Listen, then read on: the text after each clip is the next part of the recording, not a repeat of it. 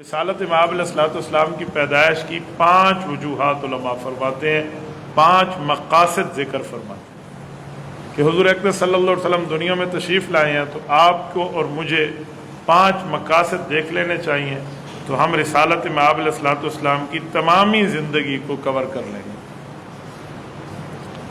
آپ علیہ السلام کی پیدائش کا پہلا مقصد ہمارے لیے ہے کہ ہم رسول اللہ صلی اللہ علیہ وسلم پر ایمان لائیں، آقا نامدار صلی اللہ علیہ وآلہ وسلم پر ہمارا ایمان ہو۔ یہ رسول اللہ صلی اللہ علیہ وسلم کی پیدائش کا پہلا مقصد ہے آپ کے اور میرے لیے۔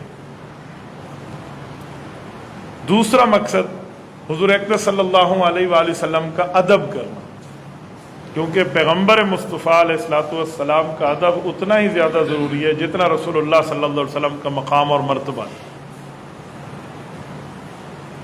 تیسری چیز ہے حضور اکرم صلی اللہ علیہ وآلہ وسلم کی ذات اقدس سے پیار اور محبت کرنا، کیونکہ محبت رسول کے بعد نجات ٹھیک ہو جاتی ہے، اگر محبت نہ ہو تو نجات نہیں ہو سکتی۔